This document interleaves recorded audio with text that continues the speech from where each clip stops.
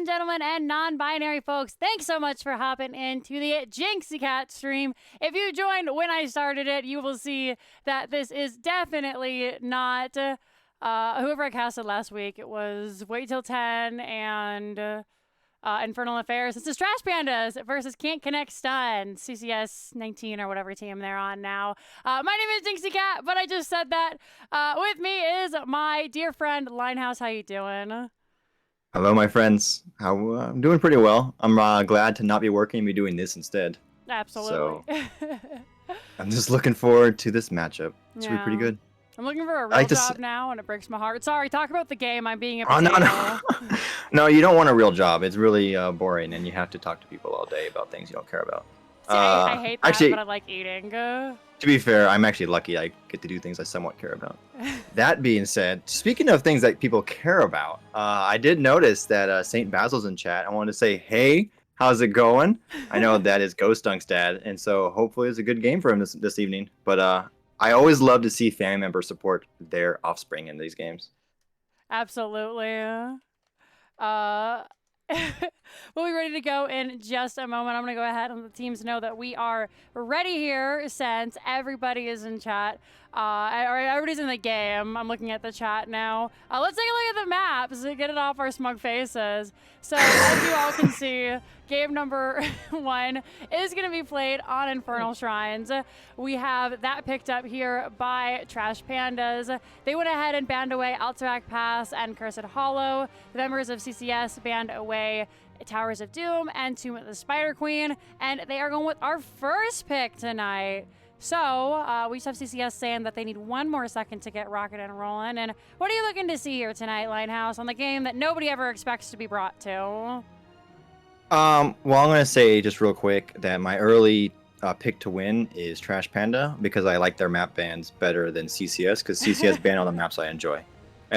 Totally non-biased commentary, obviously. That being said, Infernal Shrines is very much a macro control map, so I'm curious to see what the drafts will be for the macro control and the point control on the map. And I feel like we've casted like these last few weeks, right? Of any casts I've done, it feels like it's been different setups on Infernal and what works. So I'm actually kind of curious to see what the two teams pull out. Yeah, definitely. I like when they go for spicy stuff. I mean, I'm a little bit biased, and I would rather meme than win the game. But then I get mad about it, and, you know, I like flame my whole team. I'm like, you guys should have won the game. And they're like, Jinxie, you're playing a main tank Maiev. I'm like, that's beside the point. Yeah, but if it worked, how great would it have been? Right?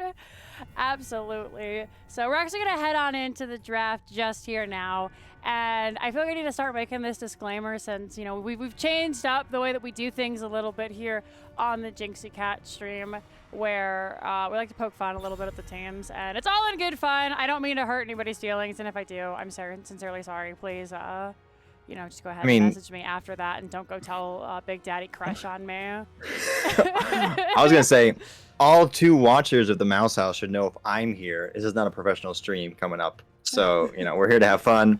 I've been drinking, not heavily enough, but I'm almost done with, about halfway done with my Cosmopolitan. And yes, it is a cocktail. I don't give a crap what anyone says. It's delicious. So how dare you? Oh, no. Back to us. No, wait. I have a drink in my hand. Oh, well, if it makes you feel better, I accidentally hit back to me. So here we go. Back to us. One of these, it's not a Jinxie stream unless something goes wrong.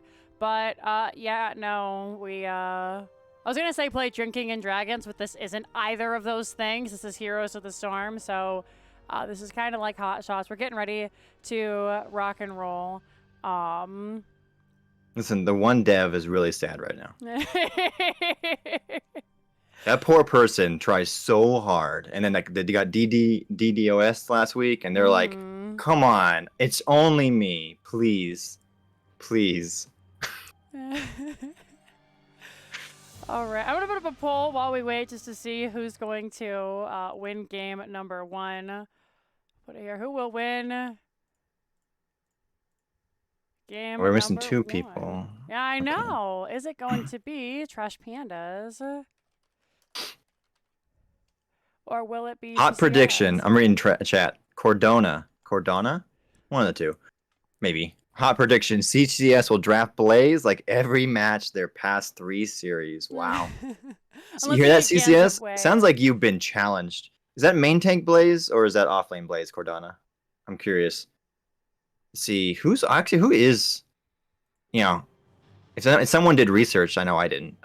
Who is the offlane and main tank for CCS? I know Ghost Dunk is usually offlane, but So I I think haven't really. yeah, I think Ghost Dunk is subbing in for offlane tonight. I believe Brainer is the tank if I remember correctly. I tried to do scouting today, and I actually even asked Scab, Scab. Snag, who does all the scouting for the game. I was like, how do you usually scout the teams? He's like, oh, I just look at the stats of the Storm. I was like, oh, okay. And then I went through like Division C and I couldn't find any of the stats of the Storm. I was like, wait, is Key not posting him anymore? He's like, oh yeah, no, Key still does it. And Gibbs was like, he doesn't do it by divisions anymore, though. You have to like download it and go look at it. And I play games on a potato, so I think there's a website. Is there? Okay. There's a website that has it. That Key posted at one point. Actually, I think I might have saved the link. I'll check later. We'll Actually, have I'm to checking look. right now. But anyway, so unfortunately, I'm too potato with my potato computer to really get a good look at these teams. But I have seen them play. So, we can expect some cool things. Johanna going to be banned away by CCS to start out. Dibbles, our favorite. Do love a good Diablo. Diablo! Wait. Snag's complaining that I'm doing cameras with him. It's because Jinxie forces me to be on camera. Okay, yeah, you see how long my hair is. That's why I don't want to be on camera. I haven't cut my hair cut in like I said, would you months. like to do cameras today? And he said, yeah, I can turn my cameras on. So Jinxie, don't sell me down the river like that when I'm trying to sell you down the river. All right, enough. I don't. It's all my fault. Let's get back to the game at hand. Vala's still being banned out. Is Vala actually ban worthy, you think, Jinxie, still with her changes for recent nerfs? I don't know. I mean, I kind of feel like she's finally gotten to the point that, if Vala ruins your comp idea, then ban her away. But I've never been like, since the recent changes, gosh darn, I wish they didn't have the Vala on the team. She's still squishy as heck. She has less HP than Tracer. So, she can do a lot of damage if she can get, whatever she wants done.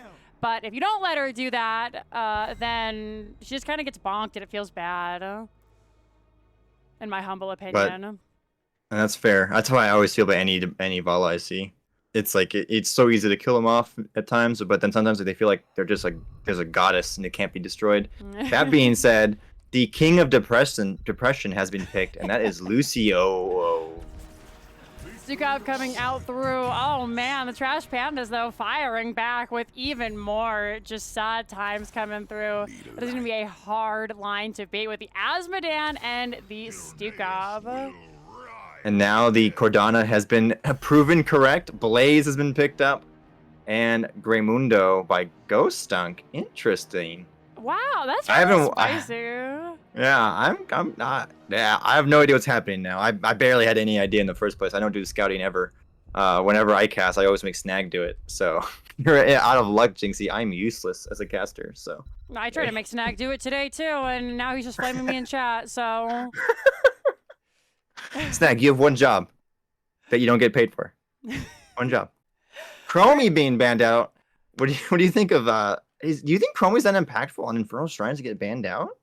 So I actually play a fair bit of Chromie, and it's really interesting to see her being taken out here just due to the fact that, I really feel like it is hard for a Chromie to get an insane amount of value on the Shrine because, yes, she can, kind of just bonk a couple of minions really quickly, but the same way that, she can't really fight in a wave anymore because the skeletal defenders will block it, and her cooldowns are so long. It's kind of like fighting with a Li Ming, but, Trash Pandas most likely have an absolutely insane Chromie player on their team, and that's one of those things where you're just like, I don't want to deal with it.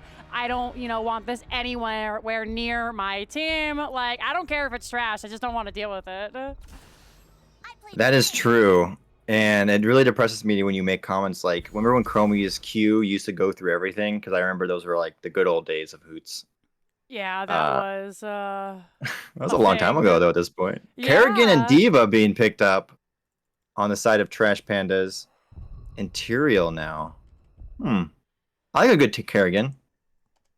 Oh, I God, always get Junkrat. super excited whenever I see a Kerrigan. You'll have to give me a second. I'm actually none of the players on my OBS are, or not my OBS, my soothsayer are playing tonight for the side of Trash Pandas. I'm having to update that.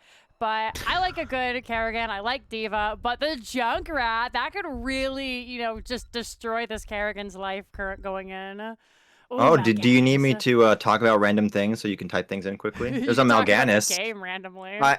I heard that Mal'Ganis likes to feed. Now, I don't know if that's feed the homeless or just feed in general by getting killed a lot in games, but I figure we might actually find out pretty soon. And I see role swaps happening all across the board, at least the side of can't connect stuns. That's always fun to do when you're trying to put names in Soothsayer, let me tell you. We're trying to do it right now. I apologize.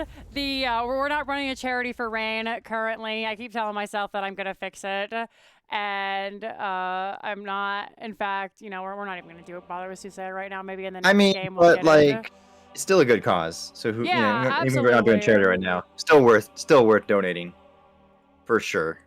Who cares? Kerrigan's We don't in need for a terrible charity. time. We don't My need heroes in the charities to be storm. active. I got scared for a second. I was like, Heroes isn't responding, but it seems to be fine now. So we're just gonna hope that it's fine now. I like a wolf in chat flaming their own team. Very much appreciated. That's the only way to do it. Like if you can't play, you gotta go in and you gotta just like flame the hell out of your team. Like, that's what I did last It's week. true. It's factually correct. Hopping in here to Ooh. game number 1, our best of 3 series. We got Valera on the Asmodan. Cortezo will be your Stukov. Milk on the Kerrigan. Obelisk is your Mal'Ganis. And Diva will be played by Zanaya. And on the red team, I'm sorry, I've been enjoying Slick Rub on the Lucio. B-stepping for this entire opening. We have Arik on the Junkrat, Ghost Dunk on the Greymundo, Brainer on the Tyrael, and the Mainsky on the Blaze. I've always called him Mainsky and he's never complained. The Mainsky. I'm thinking like a Kenny Mayne from when I used to watch ESPN, right? So the Mainsky. Right. That makes sense to me. Who BM? Slick Rub is BMing, coming in hot as we're going to come in here, take a look at some of these talents. Everybody fighting in. Big stunts coming out for Blaze here. Zanaya coming in, trying to look for him there. Not going to find him just yet. Obelisk is very low, surrounded by his team. He would like to control his character, please. We're going to see more slows from Blaze. They're going to find the stun onto Brainer. Looking very low. That is going to be the first death going over to the side of Trash Pandas. I will say I did see Slick Rub give a little bit of depression on Lucio early on to Mal'Ganis, but Obelisk refusing to feed the homeless there and decided to just get out of that without actually perishing, and then baiting in the Tyrael Brainer to get killed off as the first death. And do you have the My Flawless, by the way, soundbite? Like, I know I've been using. I have it on my 69 bits. Unfortunately, Oh, I don't have that's it right, that's here. right. I put it as a button for my last cast. I'm gonna tell you right now, I had way more fun doing that than anything I've done in a long time. Yeah, I need to put it on a hotkey and play it. We're gonna see camps taken here. Maybe for the next one we do together, I'll get that rocking and rolling. Everybody's just kind of doing, that early game lull stuff, which is always so super exciting to cast. We look through here, minions are being cleared, camps are being taken. See Ghost Dunk waiting in a bush. They're looking for early aggression here from the side of CCS. Decide to back out a little bit. Just gonna go ahead, once again, work on the minions in the camps. All the fun stuff we love to do when we're playing the game. Oh, did you cut to me? Because I'm in the middle of drinking right now. Hold on a second. I gotcha. Everybody again just fighting even more. Zanaya is gonna rotate down. In fact, let's take a time to take a look at our coolest. Junkrat? And Junkrat's taking a camp by their lonesome? What the F? Hey, he's They're getting gonna get it. done. Props to him. Boops away. Wow. Nobody is wise. That was smart as hell from CCS. Gibbs is right. Every time someone dies, we need 69 bits donated so we can get the My Flawless. I think that's actually the correct play, Jinxie. I mean, You make sure that that's part of the caster requirements on your stream. I mean, if people want to donate 69 bits, I'm not gonna say no. That's like I could get an ice cream at McDonald's for that. Just one? Do I even have 69 bits? No, I got 4. Lol. Not gonna find any just yet. We will see Trash Pandas go ahead and clear this out down in the bottom. None of these camps getting value, but it's kind of what we expect coming through just in the early minutes of the game. We are sitting at about 3 minutes. Level 4's online. We'll have those 7s momentarily. Taking a look at these builds while Trash Pandas bonks their way through this first round. It is going to be Fury of the Swarm and then Kinetic Fulmination for Kerrigan here. I'm excited to see how this build plays out because I know I have my favorite build, but there are kind of like 3 interchangeable Kerrigan builds going out right now, and if you're like a hyper Kerrigan player, then you kind of just bonk with them. Case in point, as Lucio goes down and Greymane falls quickly behind him. So far, this one seems to be working out. Yeah, that was a nice double pull and stun by the Kerrigan. Actually, who's on Kerrigan again? Milk. Okay, I can't remember that name. Milk does a body good, I'm told. They did a really great pull right there, getting 2 of them in the stun. First objective easily goes to Trash Pandas. You're gonna look, raid follow-up. The combo has been laid down. The main ski is a big, thick boy, gonna be able to just get away. They're gonna look to clear here. It is the Frozen Punisher, so one of the worst ones to deal with. But thankfully, it's Frozen Punisher early. So thank you for the 69 bits, Tetcher. Brainer gonna get quite low, ends up going down there. So we'll just use their Angel of Justice to clear out this Punisher. They lose the front wall, they lose that well, but you know, other than that, not too bad. Typically what you expect from a first Punisher. I just realized I don't get to hear my flawless, and I'm really disappointed instead with. No, I'm sorry to do. Wait, I have the button on my own. I can hear it myself. Maybe you play it from your stream deck. I can play it. Like, no one else can hear it, but yourself. I heard it. That was good. That was really delightful. I liked it. I heard it on my own. Obelisk, wait a minute. What is going on? Are they trying to do a camp invade on the right? Obelisk is there really early on the Mal'Ganis, still refusing to feed. I guess it was more like just a, you know, casual conversation they were having with them. I'm gonna start slurring. I apologize. I am pretty deep into my drink. Oh no. Obelisk going into check saying, what's going on over here? Wasn't able to find that camp. The team had to finish up there. It's just a little bit quicker, so that is going to be CCS who takes over that to start. Oh, Kerrigan going for a ride. Looks for Slipgrub. Not going to find it. The rest of the team is trying to get on top of them here. Unfortunately for Cortizel and the rest of the crew, they don't find anybody. Big stun coming out onto Mal'Ganis. They've used a lot of their abilities now. Sun will come out, connect on to Tyrael. Poor Brainer having a miserable time here, but is going to get a big amount of damage here. Going to actually only hit Zanaya before those level 10 spikes. So they do get that 10% cooldown on the death time. We're going to respawn 10% faster. Unfortunately, though, losing the tank always feels kind of rough. However, they weren't able to use that level 10 advantage. So now for this next objective, CCS can come in on an even playing field and look to tie it up with Trash Pandas here. Milk is trying to make sure that the buys are not doing good on the side of can't connect stuns. And I was waiting to say that joke for a very long time, and it didn't really come out the way I really wanted it still. But you know, it's the effort that really matters, I feel. And I feel like it's pretty early on, but I really like the combo that Trash Pandas is playing right now with the Diva and Asmachad, or Asmodan, I'm sorry, or Asmobrad. What's their nickname that we're giving them? Do you remember? Do we have a nickname for Asmodan? Every hero deserves a nickname. It's an Asmachad. If it's a bad Asmodan, then it's an Asmobrad. Ooh, Tyrael is just having a miserable day here. We're gonna see the Ultralisk come out, gonna explode onto Lyra here, playing it like an Asmachad so far. 4 deaths for the big brainy boy. I can't speak either tonight, and I haven't been drinking much. We were supposed, yeah, I'm about to say, we had a pack, Jinxie. I've only had 1 cup of wine. Wow. Okay, I've had, this is like, how much is this? Hold on. This is like 2 drinks here, 2.5. It's in a nice little bottle though, and I've almost finished the bottle. So. What's important is we have our health. No, I don't even need that anymore. I'm already old and dying. Fair enough. We've all been there. 25 is the age that your skin cells stop regenerating faster than they can produce. We're gonna hold that thought actually here. Big team fight coming in. The sun comes out. Not gonna find anybody from the side of CCS here. Rainer is on the back, just wailing on Milk. Naya is here. They have that bomb for when they want to take control of this shrine. They're just waiting. Bunker will come out from the main. Material gonna get in as well. Just waiting for those key cooldowns to come back up. Are going to see Sukov already use that lurking arm here. Kerrigan combo comes out. We still haven't even touched the heroic there. D.Va will end up perishing. Great go for the throw from Greyman. Had the reset, goes in yet again. They're going to see lots of damage coming through thanks to that Mal'Ganis start conversion here. Ghost Dunk is low, Rainer is low, but in this 5v4, there is really nothing that the members of Trash Pandas can do. We are going to see Ultralisk come out, but a great hold from CCS, fighting back in this mid-game. Not even having to use the Sanct there, so really impressive positioning by the Red Boys. I was going to say, too, I thought that was really great by Ghost Dunk on there because they were backing up a little bit because they realized that a full D.Va was kind of coming at them a little bit, but then once the D.Va released her ball, they realized that she's weak and vulnerable and just kind of went in on her and finished her off before she could get back into her mech. Really smart heads-up play right there.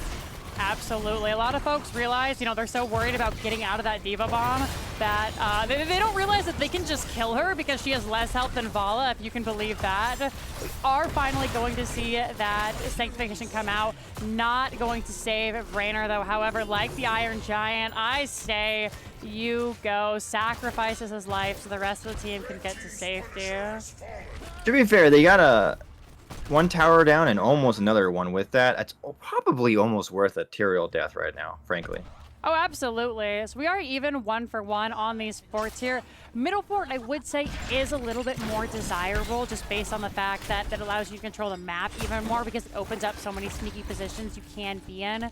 However, that top lane is going to continuously push, so there will need to be, as we going back to clear. Big Sun coming out from the main. Tyrael is on his way. This is the last one of the 5v4. Beautiful bunker coming out from Mainsky there. Gets out on the silence. Not going to connect with the Kerrigan stump. D.Va going to drop her pop and stop there. We're going to look for this camp. It will go over to the side of the blue team. However, in this corridor, the members need to be careful. Hold on there. That's a Riptire going to just push everybody away. And it's one of those team fights where everybody presses their R's and nobody dies.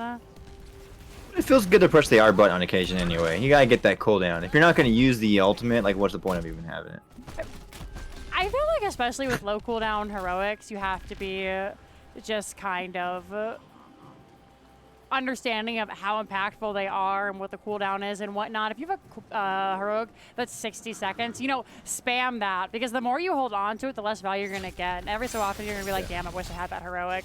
But there is that fine line for sure. Yeah, I mean, you don't want to be using it to like clear a minion wave, but like something like a Johanna Blessed Shield, you know, that's something you can look for the bonk. If you don't find it, okay, in a minute we can try that again. And so that's really what I like seeing from the side of CCS. They have those low cooldown heroics, so they are just trying to see what they can do. Whereas members of Trash Pandas have to be a little bit more careful. Speaking of careful, Brainer gonna get that. Yeah, they were looking. They were looking, and Brainer's like, not again, not again. Brainer's like, I'm so tired of this shit. Leave me alone. Please, please, I have a family. That's the life of the main tank, though. You know, the amount of times I've been in a game where I'd be like, look, like, you could kill my team. Like, I wouldn't mind, you know? Wow. First of all, as a member of your team, I am hurt and or offended by that statement. I haven't decided which one yet. I have no second, but it just felt better to say first. That's all. So Snags the tank because they were tired of me being in chat. Like, you could kill them too, you know? Like, I won't even ult. If you stop killing me. These are actually true statements, though, unfortunately. So, you know, what can you do? But I don't blame you at the same time, because, you know, screw your teammates sometimes. They need to die, too. Especially, you know, some of them in the back line. Yips, excuse me. Anyway, I do see there's some good pressure they put on the top lane for Trash Pandas. Like, they got that fort down to what? I know it's like been slowly building, but they've been keeping up on that top lane and then making sure that it's like always under pressure. forcing CCS to respond. That's been a really smart play by them. Like I said, that is going to continue to push away. So if they can continue to put pressure up there, then they have such a long time to push with it. And now with that camp going up there, they've made CCS make a choice. CCS has chosen to go for the objective this time around. We are going to see the dark conversion. The bunny hop and the gray mane go down here. Lots of damage come out on to D.Va though. Finally going to drop the bomb. There's going to be the sanctification in the back. Milk will die to the respectful 1v1 from Brainer. In fact, that was like the respectful, you know, 3v1 there. Did use the Sanct, did end up fighting them there. We are going to see the main take a little bit of damage. Has to pop that Pyromaniac just to get that unstopped coming out. The team is hungry for blood. Blue Punisher coming through. Mainski is low. Brainer is low. Eric full health but has none of those shots. Just kidding. There they are. Is going to back away. Oh, no! The globe! I thought they made it out. And then Valero is like, nah, friend. I see you there. That always feels so bad because, you know, you think you made it out and you're like, hell yeah, I'm here. I'm gonna get out. And then you see the thing underneath you. You're in the middle of it and you're just like, well, shit. And you end up dying because there's nowhere you can go. Nothing available. No. So well played by Valera. Unfortunate for the main key. We are going to see the jump come out. Great unstop from Slick Rub here. Front wall will go down for the keep. We'll see what Trash Pandas can do with this. I mean, they got top fort, by the way, with that camp. So that pressure netted them 2 forts because they were able to get bottom and now top without really even having to be at top fort anymore. I really like how Trash Panda's been controlling the map this game so far. Yeah, they've been doing a great job. Just really, again, keeping pressure on that top lane. We got pressure in the mid lane now. I like to feel that Infernal Shrines is, you know, probably 10% objective fighting and team control. And then the other 90% is macro. You know, what are you doing when those objectives aren't up? How are you utilizing these camps? Because there are like 100 of them on the map. So if you don't, if you know, you're getting value out of them besides Unga Bunga, we took the camp because it's available, then it really, really shows. First of all, how dare you? That's the whole point of getting camps, I thought, just to paint the map a certain color. You're talking about there should be a logical way you do things in this game? I don't know about that. Is that how you win games? Is that what we're missing?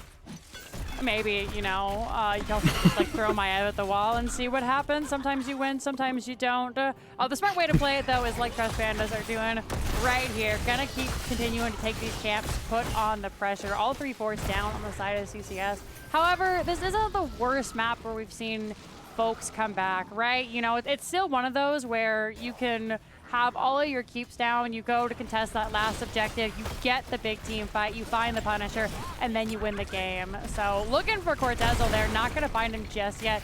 Keep is under mad pressure from the side of Trash Pandas. We are going to see Riptire come out here. They look for Obelisk. Zanaya still has that available with the bomb. Stukop already used that lurking arm, so they won't have that for a couple of seconds, and as such, Denver's Trash Pandas just gonna back away. Ooh, they find D.Va. Don't get that bomb out just yet, though. Actually, I was just looking at the XP totals, and like Asmodan has almost 4,000 more than the Blaze, and D.Va is not that far behind the Blaze. It's very evident on the map itself. Like, oh wait. There's another pool. Is that a pool in stun again by Kerrigan on the Lucio?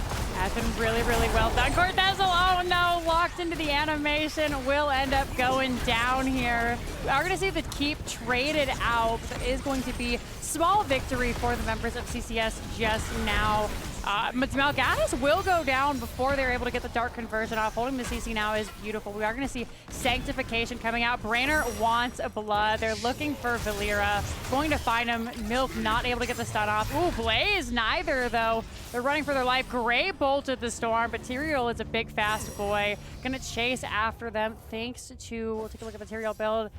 Actually is Purge, Evil, and Divine Vigor. Oh my goodness, Toxic Milk. No, that was an awesome spray. It's a perfect Kerrigan spray on the Rainer. I love that spray. Because he's like, I remember that Carbot, because Rainer's like, I love you, Kerrigan. And she's like, really? Stab in the face. I mean, how else do you know it's true love? It's true. That's the only way you know.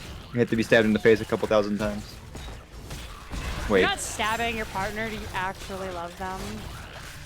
It's true. That's true. Words to live by. Maybe. Actually, though, CCS already 30 monkeys. What are these called? Monkeys, zombies? What are these things called? They're called many different things. Monkeys. The official name is Skeletal Defender. However, I feel okay. Monkeys feels like slightly wrong for me to say. I felt bad stating it, even though I don't know why. Like I don't know. I feel bad about saying monkeys. I like Skeleton Defenders better. Is it because animal abuse is wrong? There's probably that too, but also isn't like I feel like monkey's also a derogatory term, right? It has been used as such in the past, so I just feel like wrong, like dirty. I 100% like an asshole. Understand. Ooh, big boop on Obelisk. They still have that heroic available. They're going to actually go down before it ends up happening. The 10-second cooldown once again. Sanaya is going to use that bomb. She has the nuclear option there. So they're going to continue to bonk in. And this is exactly what we were talking about just a moment ago. You find that team fight you were looking for. You find that objective. You find Mainty getting stunned here, but actually manages to get out. And now CCS is basically tied up, right? Nice use of that sanctification. There's Anaya. Oh, the baby diva will go down to Ghost Dunk.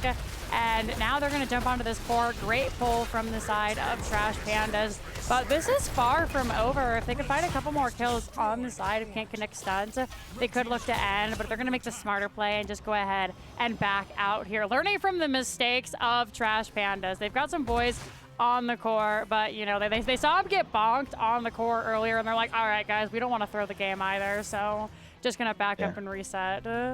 There were 3 catapults on the core for Trash Pandas. It did take off, 9% core health. But here's the beauty of Hoots 2021. CCS may have only one fort left. It's a fort keep. There it is. I got there. Don't worry about it. One keep left. But they have a lane. They have a path to victory. All they literally need to do now is win one more team fight, and they can win this game.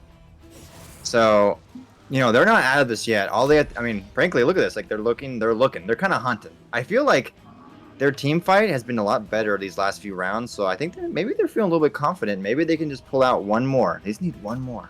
Absolutely. One thing I really respect is the fact that, dying early in the game is something that can really tilt a player. I've definitely been there.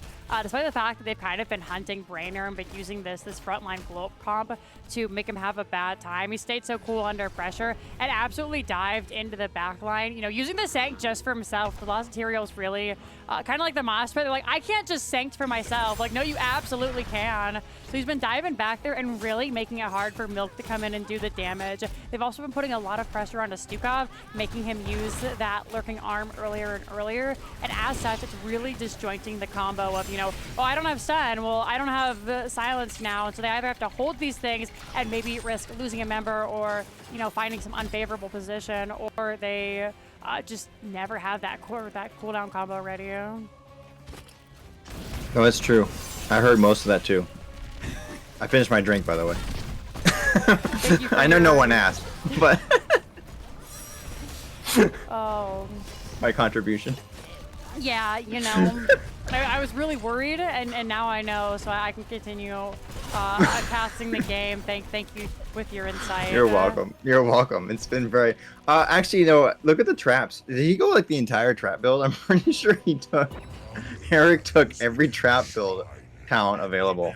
He has gone for blow him up, chattering teeth, big as, and gotta trap them all. So he's got all the trappy boys. Speaking of trapping them all, I heard you caught all the Pokemon recently. Do you have like a full living Pokedex or something like that, right? I do. We're playing Hoots. Sorry. I have a full living dex, all save for one Pokemon, which I could catch at any time. I'm actually standing on top of him right now. But, decided that, like, what if we started shiny hunting on the 700th, Pokemon or however many there are in the game? So, now's the time. One away. Let's start shiny hunting. So while I found him, I haven't actually caught him yet. That's true. That's fair. That's fair. There is an objective up. There's already 20 on the side of CCS. Another great pull and stun by the Kerrigan. Oh my goodness, that sanctification was insane. I'm sorry, and I'm gonna let you finish, but no, go ahead. Heck, absolutely beautiful. Malgana's Diva blasted into the stratosphere there. They nearly had had Mansky. In fact, you could tell he was pressing R so hard, trying to survive, that they actually had the sanctification drop, and then the bunker came out. So beautiful play by Brainer. As a result, the rest of the members of Trash Pandas just have to back up. And this is a level 23 Arcane Punisher, which is nothing to sneeze at. I will say though, Trash Pandas having still masterful control of the top lane is paid dividends there. 'Cause there's 2 dead for 50 seconds, 23 minutes into the game.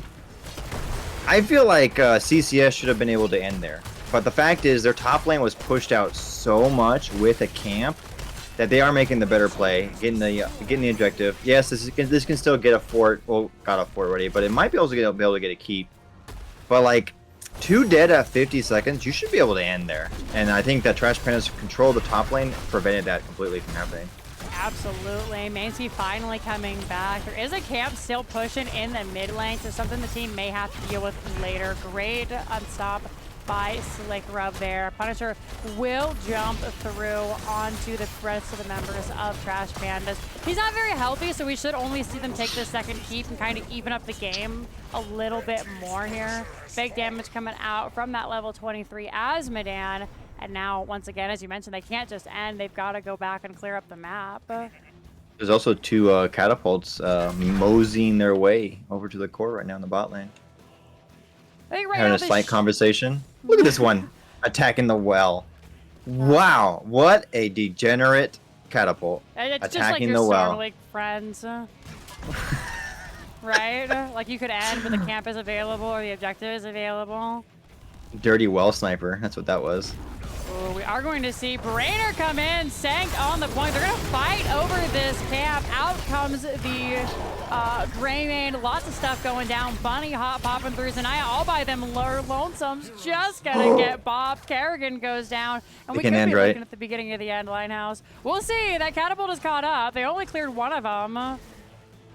They had to come back for that team fight, so they weren't able to... But they have top lane. They have top lane. They have 2, 3 4. That's 4 catapults. What the hell are they all doing together? Holy hell! Were they having some cocktails and whatever before they got there? But that's a very quick death on the Tyrael, and I don't know if they can end anymore. Oh yeah, Blind is about coming out. Ghost Dunk getting quite low. You're gonna see Obelisk chasing. You can see the rest of the team telling him, you know, go, go, go, go. Obelisk running. Ghost Dunk has only got 600 health. Oh no, he gets caught in the end there. Oh, good try. A little aggressive. They were a little eager on that. Like, look, they had 18 billion catapults apparently in the top lane coming in. They had a camp and another catapult. I think they should have just been a little bit more patient before going on. But because look at this core. 52%. Like CCS was like just a little bit more patience. They seem to be a little like it's kind of hang with the mid lane, hang with your camp, hang with your wave. Don't need to go that deep that fast. But still, this is a game. Anyone's game yet still. They're gonna check here. Oh, they have to be careful. If I'm CCS, I just give this up as soon as I see Kerrigan come in. They're gonna fight it. And they just like, oh, they managed to catch Slickrub. They make the right call though. They back up. They say we can just clear this out here. Greymane will be up in 12 seconds. The hard thing about ending with those minions is, of course, we do have Azmodan here who can just clear everything with one big dunk. But what CCS needed to consider, and I think you said it beautifully, is just that when it comes down to these team fights, Trash Pandas are the master of the engage game, right? You can look for the Blaze Stun, but with Mal'Ganis, with Kerrigan, with Stukov, with D.Va, you really can't engage onto them without that sanctification. So if you're not going to use the Sanct, or if you're already used the Sanct, then there's really no need to go in. In fact, it's up right now. Actually, they should back out. Now the Tyrael has been pushed back to Africa. I mean, you just stay with your wave, right? Because it's extra damage, extra threat for the blue team, for the Trash Pandas to take care of. It just makes it very much harder for them to make a target call. And also, I think they were taking core shots, so it's like you're now competing with other structures as opposed to just the enemy team. That being said, Mal'Ganis is going to go down, Stukov is going to go down, and I'm pretty sure that Kerrigan's Milk's not going to make it out of here. Yeah, that's a 3-for-0 special. I'm pretty sure that's a game-winning Don't get the camp, you special. Guys. Come on. You're better than this. End the game. There we go. You can They see Slick Rub dashing around. Ghost Dunk get absolutely taking no prisoners in this late game. They step in. He says literally heck with all of you. Sent coming out. That is going to be that level 20 Holy Arena. D.Va is going to get caught in that route there. Ghost Dunk is low, but that is a working Greymane on the 4. It has fallen so quickly. 18%, 13%. Blaze clearing the waves because the core did fall. 69%. Nice. It's going to be game number 1, though. Clawing their way back to CCS. I see what you did there. I see what you did there. Thank you. I'm very funny. The most funny. That's what my mom tells me anyways. What better authority? Are you guys tired of us yet? They Okay, better Alan. not be, because we got at least one more game to get through. Who's 2021? Just saying. Yeah, really beautifully done, despite the fact that it was a big bonk and in the early game. I feel like one of the hardest maps to run away with the early game is Infernal Shrines, just because you can come out just straight swinging and end up losing. You know, you get all those forts down and you're like, ha ha ha, we got all your forts. We can be anywhere. And then just as the game goes on, these scaling comps really, really pay off. So you just got to kind of ride that line between, you know, like how aggressive do we want to be? You know, what are the strengths early? What are the strengths late? Blah de blah. And find it there. Otherwise, you end up with something like this. That Kerrigan Stukev combo was really, really devastating in the early game. Late game, though, there were so many abilities that the members of CCS had to deal with it that it really just couldn't find what they were looking for. They were constantly using these offensive tools to just try and live. Poor Milk in the back with Tyrael. Brainer's like, you can kill me 4 times, but you can't kill me 5 times, okay? Actually, I was gonna say Brainer, like, they did have a really bad early game. I think they died 4 times in like the first 4 to 6 minutes, it felt like. But they had some amazingly clutch sanctifications at the end of the game, and they were, you know, they came back. They didn't let the early deaths get to them, and they adjusted what they needed to do, and they helped secure, like, one of the reasons they helped secure the victory for CCS. Sorry, I don't remember which version is this. Can't connect stuns. There's too many CCS teams. This I'm is gonna be actually honest. CCS 2, I found out. Oh, out of 35,000 teams, like, whatever. Like, I'm sorry, there's too many CCS teams. Just like Phoenix Rising, there's too many. You all need to be on your own a little bit. Come on. But they did a fantastic job adjusting to that. Like, again, it's really easy to tilt yourself, particularly when you die a lot. But I say kudos to the individual that's able to just say, you know what, that's in the past.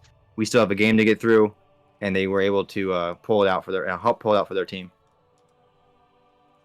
Absolutely. So it looks like they're having a little bit of trouble communicating with each other, and it's probably because, you know, the way that a lot of just the maps and stuff are set up. Wolf can't be here tonight, unfortunately. Baby had bicep surgery and was unwilling to just play with his feet or something because, right, you know, wasn't able to come and play for us tonight.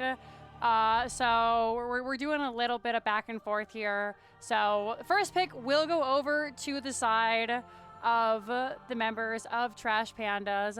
Let's go ahead and take a look at our maps. So as you all can see, if you're just now joining us, then welcome. Me and Linehouse are attempting to cast some Heroes of the Storm.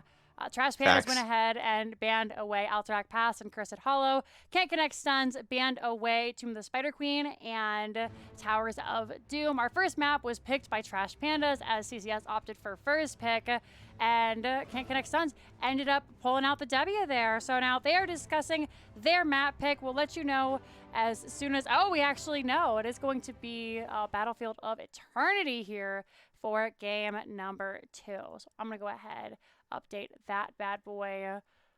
Okay. I've been watching Snag cycle through his 8 billion alts. That's what I've been doing right now. Oh, I saw 1, 2, 3, 4 different alts. Alt accounts? Yeah. I'm just saying. I mean, someone's got too many alt accounts. All right. They are going to get BOE set up. Oh, wait, fine. I can do this real quick. We'll go ahead and let them do that while we are waiting for that to get all set. We're going to take just a couple of minutes to rest our voices, get some drinks, run to the bathroom, all that Ooh, good water stuff. be good. Oh, let's update our poll. That's right, my bad. This is the hour of the scourge. Oh, thank should. you. You're welcome. But also, you should feel bad about your poll or something. I should. All right, choose outcome. 91% CCS. Congratulations to everybody who thought CCS was going to pull it all out. And Linehouse, thank you so very much for the 5 subs, getting 41 subs in total. Oh, I have? That's way too many. I'm sorry. I need to pull that back a little bit. Congrats to Valcomer, the Apocalypse Shovel, Miss Windup Bird, Bashing Yetis, and Hardy. Alrighty, friends, we're going to take just a couple of moments to go get everything set up. So go ahead, grab a snack, be right back, and we will see you in a moment.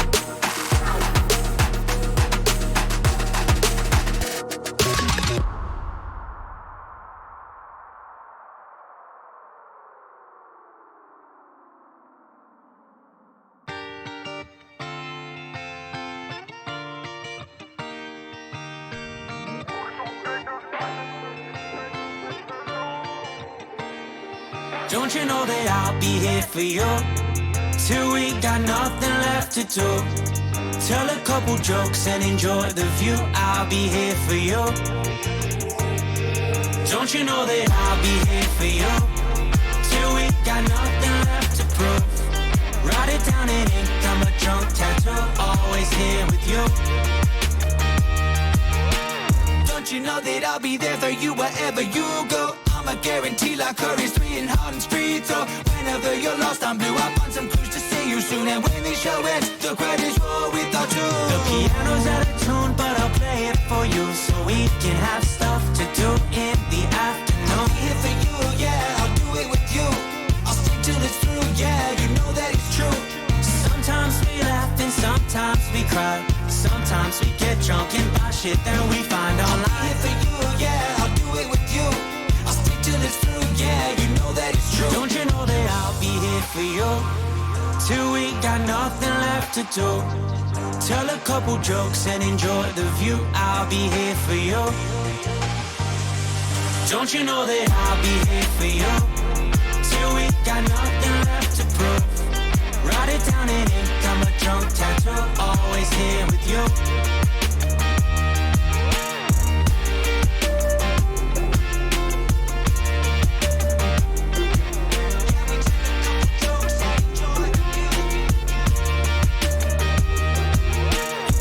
Call me fast, I drive down in a flash. 2 hands on the whip, won't crash. Changing lanes so quick, whiplash. Twist and turn so drastic, life feels like a Tarantino. Don't know where it ends, roll the dice, a casino. The piano's out of tune, but I'll play it for you, so we can have stuff to do in the afternoon. I'll be here for you, yeah, I'll do it with you. I'll stay till it's through, yeah, you know that it's true.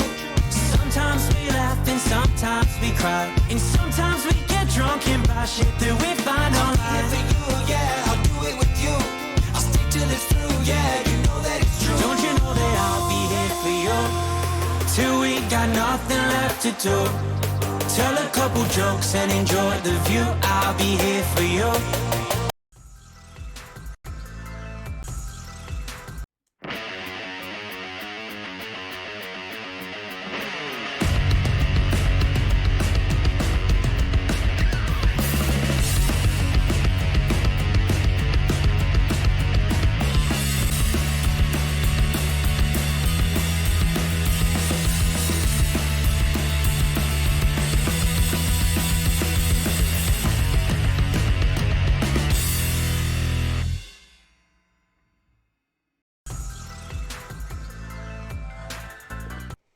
Alrighty, welcome back, friends. Oh. Thanks so much for waiting. We are all set to rock and roll. You would have thought the smart thing to do while I was watching the intro would have been to unmute the mics and have us ready to go.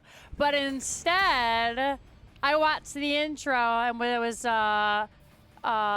just, you know, bullshitting with the teams. But we are back. That's how it means we're immediately going to hop back into Battlefield of Eternity. This is game number 2 in our best of 3 series. I want to get myself some water. Much needed water. And I was catching up on chat because I see Valcomer is talking mad shit, as always, because it's Valcomer. I'm kidding also. We are going to game number 2. CCS did squeak out a victory in game number 1. Frankly, though, both these teams seemed pretty evenly matched, so we might be here for 3 games, Jinxie. Yeah, absolutely. I don't know if I'd necessarily even say they squeaked out a victory, because in that end game, it was pretty, gosh darn, just straight and narrow. They killed them, and then they won. So props to the CCS team here. But absolutely, we're actually going to see Lucio banned out here. Trash Panda saying we don't want to deal with that anymore. It's so unfun to play against. So Slick Rub's going to have to play something else. And, you know, if Trash Panda takes this, I won't at all be surprised. And Vala being banned out, this is pretty much probably still her best map in the game. In all of Hoots. Hootsland. Hootsdom. I don't know where I'm going with that, but Vala's still a pretty good ban here. Let's see what we got going on next on the side of Trash Panda. What do they want to get rid of? I'm gonna go ahead and get rid of the gray, man. Mad respect to Ghost Dunk, and I feel it. That was pretty devastating. Calm and beat gen, calm and collected shoutcasters. First of all, how dare you? We aren't shoutcasters. We are calmly and very civilly discussing the outcomes of these matches. We're not shouting. We're having a very calm conversation, Valcomer. He's sitting there, calm, collected, shoutcasters. I'm like, if we were a CCS team, what would it be? Probably, God, I just Can't cast sober. Can't cast sober. Hey, done. That's a good one. Nailed it. Nailed it. Mother effing nailed it. You're welcome, Valcomer. You're welcome. I was gonna call us cranky, crabby salt boys, but you know. Also not bad. There's a draft going on. Milk taking the Li Ming, and Brainer taking the Anubrak with Slick Rub on the Stooky Bookie. Okay, we're Cartesi taking the Brightwing. This is going way too fast for me right now. Any thoughts so far, Jinxie? I know Li Ming's still a great race on this map. Yeah, everybody's got a plan, and they're sticking with it. This time, a little bit of a reversal here. Slickerup going to grab that Stukov. Brightwing coming in here. And then Lunara for Valera. This is an interesting pickup. Lunara, I feel like, is one of those heroes who kind of wins more. So if you can find that early game, as they did in the last series, and push through with that, then you can do quite a bit of damage. My big concern here is taking both Li Ming and Lunara into a Nubarak, because while Lunara is technically an auto attacker, I believe her poison counts as spell damage, which is what a Nubarak is made to counter. That's true. But however, they also have Brightwing, the best healer in the game. That's true. That's the end of my analysis of Brightwing. See, I don't necessarily like Brightwing on BOE, just because it is such a small map, you know. Yes, she can rotate around and give the off lane the heads up. How dare you? The offlane doesn't necessarily matter here. Also, there are like so many stuns constantly going around. You can start your telly, a stun lands underneath you, and you're just like, well, shit. As you get stunned, you're like, sorry, you died. Nothing I could have done. It was completely out of my control. First of all, how dare you? And second of all, Brightwing is our Lord and Savior, or Lordess and Savior. What's the proper term for a lady lord? Is it lord? I think it's still lord, right? It's a lady, yeah. It's a lady? Okay, yeah. She's our lady and savior. Calm down, really weird. Hey, and there Blaze. And Sylvanas.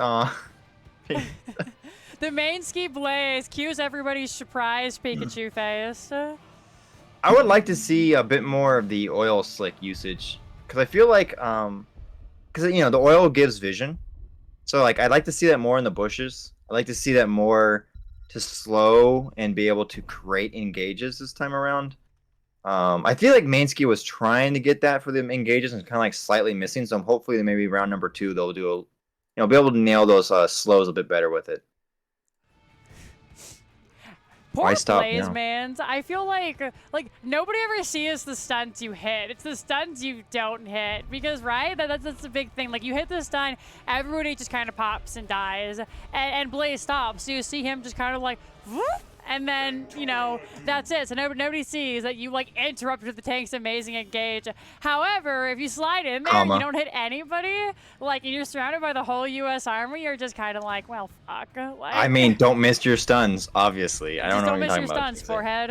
I mean, and I have to play Blaze, and so I also know what it feels like to split the wickets and go, oh, that's on camera. First of all, yeah, go ahead. I'm pretty sure Brightwing is canon as a lady. I'm pretty sure. Pretty sure. Which is the right way to play that, because Brightwing is the best. Yeah. Anyway, you were probably going to say something actually, you know, important. I'm just talking shit. I actually wasn't. It was just every Blaze player that I know, because there's a couple, you know, they play it on maximum thrust a lot too. Every single person who constantly plays Blaze and thinks they're a good Blaze, they're like, yeah, that would have been fine if I could hit literally anything. So. Yeah, Blaze still has the most ridiculous stun radius in all of Hoots. Like, I feel like you could be half a screen away, and if Blaze hits a stun on somebody and it chains to you, you still get stunned. So, you know, whatever, deal with it. Yeah. So Blaze and Imperius are the ones that are so infuriating to me, because I feel like there's like 0.25 of a second after the stun where like the game decides whether or not that was a stun. Like, you'll see, you know, the animation go off and you're like, okay, and then it's like, just kidding, we're actually gonna go ahead and call that here, so get fucked. And you're just like, well, I guess this is how I die, you know. It almost feels like there's a guy. Ooh, what? Tell me all about it. Look at this cheeky shit in the top lane. Zanaya in a little bit of trouble. The Sylvanas cheese, I didn't expect it to do him on a 2-lane map. No one suspects the Sylvanas cheese. Do we want to introduce the teams? I guess it might be a little late, but we can still do it, right? Yeah, no, we can do it. So, coming over here on the blue side, members of Trash Pandas, it's Cortezo on the Brightwing. Zanaya is going to be your Sonya. Down in the bottom, where they're also pushing Valera on that Lunara. Milk will be your Li Ming, and Obelisk is your Varian. I get to hit tab because my view is not on the caster screen. So, on On the side of CCS, we got Eric on the Phoenix, the Mainsky on the Blaze, Brainer on the Nuvarak, Ghost Dunk on the Murderer Sylvanas, and Slick Rub on the Stooky Bookie. Oh, you're a dirty Teldrassil sympathizer, aren't you? Listen, so the Alliance are better than the Horde. I don't know what to tell you. How But that dare being you. said, Goodbye. Sonya just went down so very quickly. And it does look like it's a pretty heavy push, and I think CCS knows that they can outpush Trash Panda on this map. Yeah, this is really devastating. Just coming through here, they have those beetles to sustain whenever this wave goes down, and they have those black arrows. In fact, Brightwing is just gonna nope the heck out of there. The fort goes down a minute and a half into the game. Down in the bottom, they've barely gotten the well down here. Mainsky able to push folks away. Obelisk taking quite a bit of damage. And, you know, I've heard of we can be aggressive because Varian is a potato right now, and then there's this, which is just absolutely disgusting. The fort is still here, and now CCS are ready to just have a lovely time. I mean, they only lost a wall in the bot lane, and I think they correctly read that as long as Trash Pandas weren't going to respond to it, which they for some reason didn't, they got a free fort out of that. That's pretty insane, honestly. That's really An early advantage to them. Yeah, really great play, really great understanding there. I think Trash Pandas maybe thought that they had an equal amount of push with the Lunara and the Li Ming because they are strong siege heroes. However, they're not quite there yet, right? We're looking here at the talents. We've got Sentinel Wisp. Now at level 4, Lunara has the option to go for the Nature's Calling, which she does end up doing. So say if this started happening now, they might have been on a more even playing field because we also have this Charge Blast coming in from Li Ming here. But unfortunately for them, Sylvanas and Phoenix are just that much better at level 1. All right. So how does Trash Pandas respond to being down a fort in less than 3 minutes in the game? What do you think they need? What do you think they're going to do to kind of equalize this a little bit? So I think the best thing here for them is to just kind of look for some of these team fights because I do believe they have the better team fight team. They are going to have a little bit more zone control. The Sonya, you know, does a little bit more damage. So they have to remember they can't go all in on that Immortal race. They need to look at these kills here, and that's exactly what they're doing. Mainsky doesn't have that. Ooh, nicely done, though. Doesn't have that bunker yet, so is able to just escape. Halftime reached. Blue team actually going to go ahead and be behind here because they got a little bit late to the race. They had to understand, you know, we got some early losses, but that doesn't quite matter just yet. We can find some kills. We can just kind of hang out for right now, and then come the late game, they're really going to be shining. Once they get those Li Ming resets, they're going to be golden. I will have to say CCS has probably played this game to perfection. This map right now, because look, top fort down. They got more than half a tower down on the top lane to the keep. Yes, they lost half a fort by ignoring the objective, but because that top fort was down, their camp was able to push to the keep wall. Right. And they have such a massive advantage here in the early game. I'm wondering if they're trying to end this game before like 10 or 15 minutes to try to be, you know, like you said, I do agree. Trash Pandas has a better team fight. But if CCS wins before 10, 15, you know, 12 minutes, your better team fight doesn't matter for late game. This is really coming together for CCS. I mean, they understand what the Mirror's Trash Pandas want to do with this variant comp, but variant comps are kind of a one-trick pony, right? What do you want to do? You want to go find somebody by themselves and just blow them up super quick, and their team absolutely excels at that. However, it doesn't really do well with the macro play. It doesn't really do well with controlling these lanes. So if you give them anything to do besides kill a hero, then they kind of fall short, and that's exactly what CCS are doing, and it's beautiful. I'm just saying, I had to say comma in between whenever you say however. It's a force of habit now. I'm sorry if I'm interrupting. You are totally fine. we have the Nature's Culling now, so Valera can look to do a little bit more here. The big problem, I think, is just that CCS has such great control over these lanes so far. They have great control over the camps. And like, this is a one map where you actually really don't need to be in these lanes, right? You can just kind of unga bunga, clear the wave, and then go kill people, which is why it's one of my favorite maps.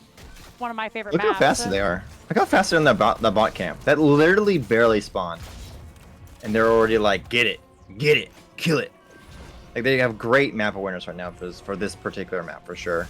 I don't know who's shot calling, but they're an absolute beast right now. Gonna look for Obelisk. Oh, he's surrounded. Gonna get left like Sarah Kerrigan. 2 seconds. Not enough time for Brightwing to get that teleport off, so he just ends up dying.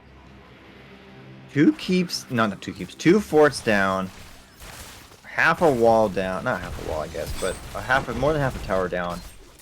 This is looking pretty rough. What do you think? What do you think Trash Pants have to do to get back into this? Because I feel like the guy gets some picks with the variant comp going on here. I feel like at this point it's okay to kind of trade heroes. They need to get back out there and make some kind of aggressive play. You know, they should wait for their level 10s right now. It is really, really hard to wait because just look at this. I mean, we look at the race here and it's nearly neck and neck, but the members of CCS are just devouring these Immortals. So they're going to get back on, they're going to be defending, and right now, no level 10, so there isn't much that the team can do. They're just going to try and get as much damage as they can.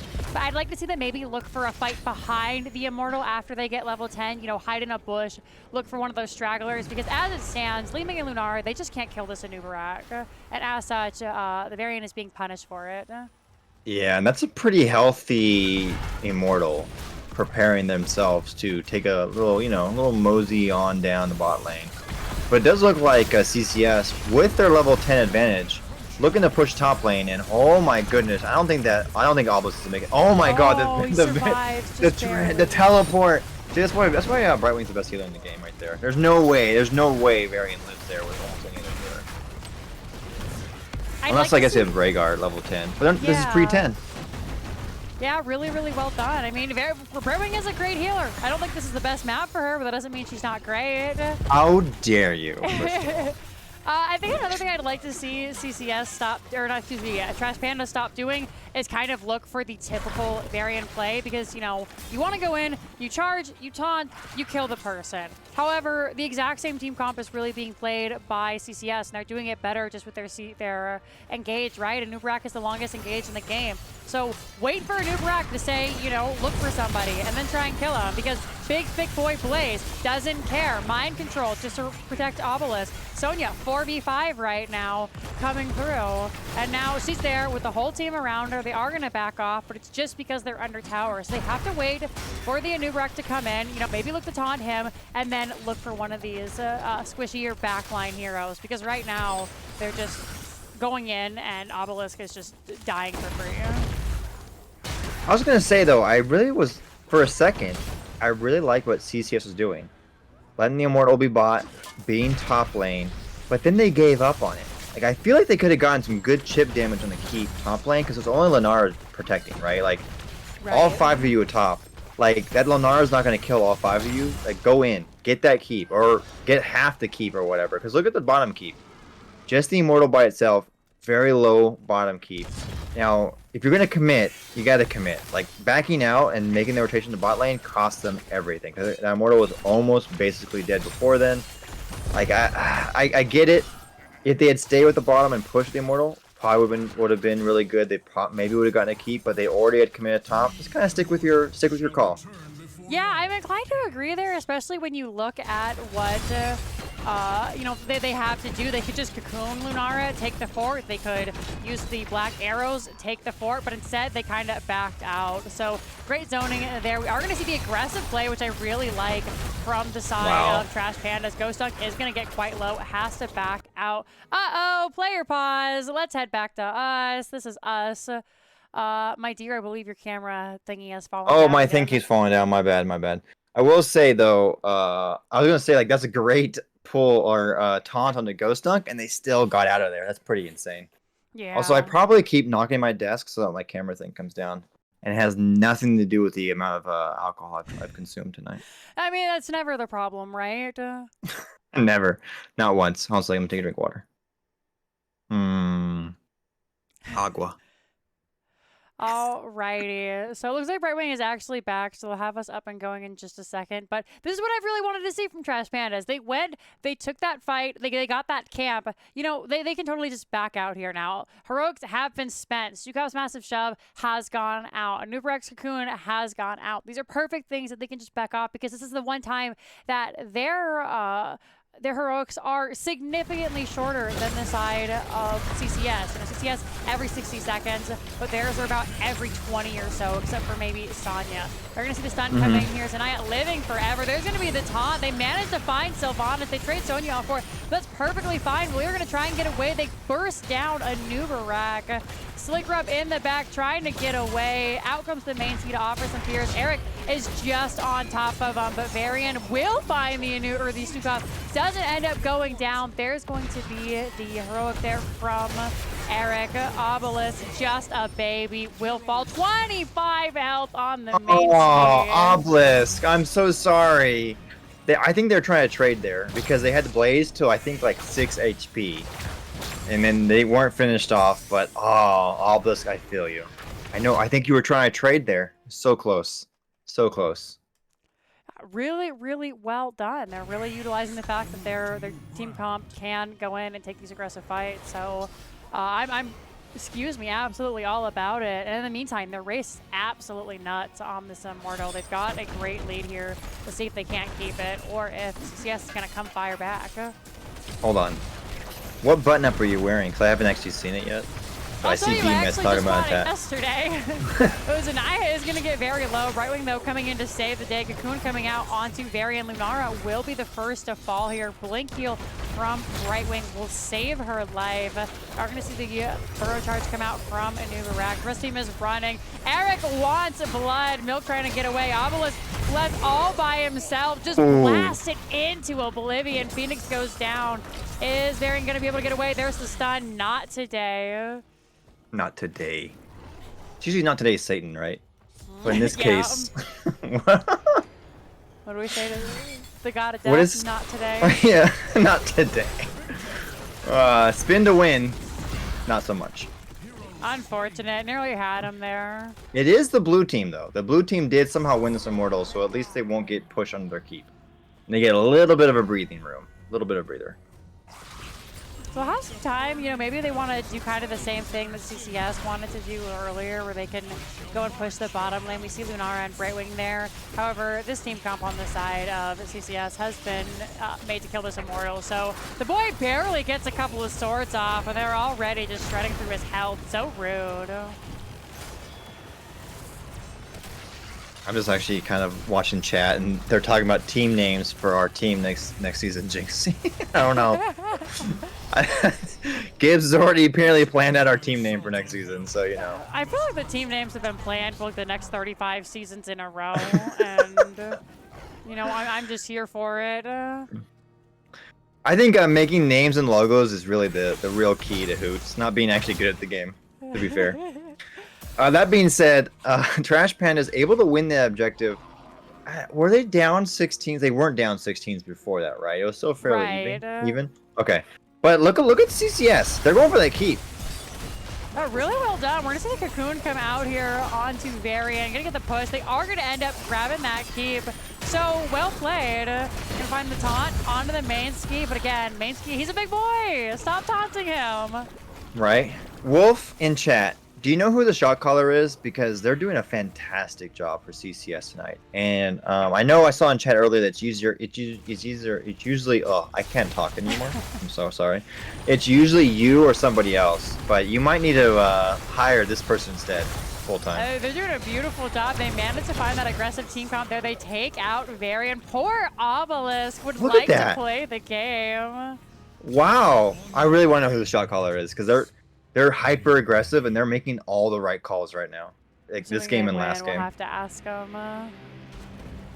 Even if they lose, can we just push for them at least instead? Yeah, absolutely.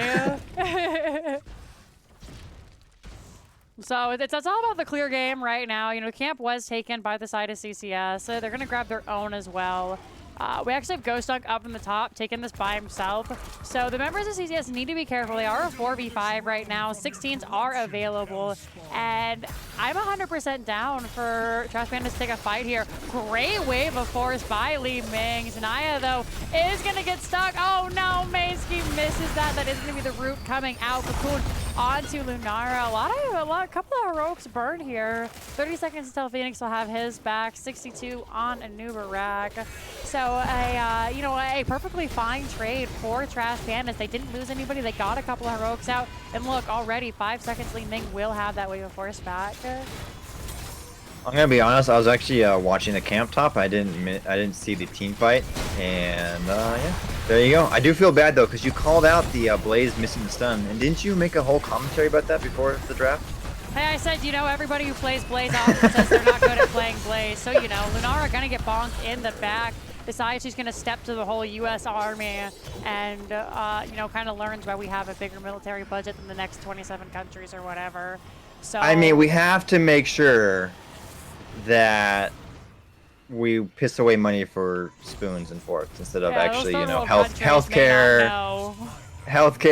homes, general well-being of the populace. Valcomer staying is probably brainer, but the team screams for 20 minutes during a normal match. I feel like most teams scream during a match. I don't think that's really special. I mean, that's how BG warms up. We all get on 30 minutes before the game, and I'm like, all right, guys, are you ready? And they're like, yeah, and we just all go, ah, and the game starts. I mean, to be fair, y'all are like, are you ready? And I'm like, I don't know. I just got off work, and no, I'm not ready at all. What are you talking about? But I'm happy to miss some stuns. So let's just do this. Easy peasy. The actual way the team plays the game, especially in an NGS draft, is we go, okay, guys, what are we drafting here? And somebody goes, so the other day I was going to the store, and wouldn't you believe it? They were all out of parsnips.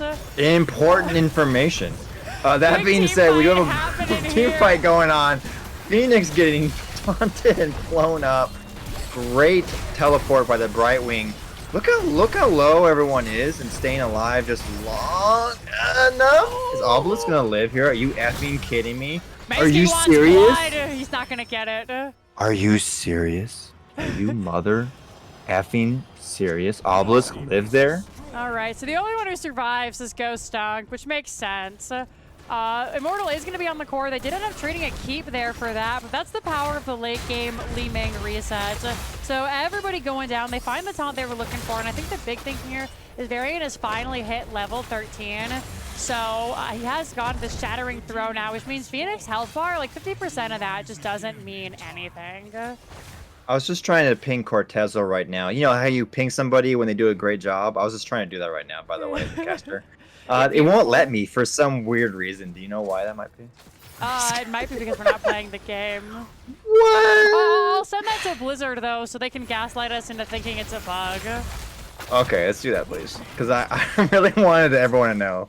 I don't know how Obelisk lived there. I think they were at negative HP, it felt like, for like 10 seconds. There was a point where they had the Sylvanas Shadow Dagger on them, and you could see their points, and it was going like 2017, 2017, just like back and forth really quickly. And I'm like, ah, shit, GG, Obelisk. But yeah, Cortez will come in and saving the day, also getting that polymorph off. So Mainsky couldn't finish the job, and this time it was Obelisk who escaped from 25 health.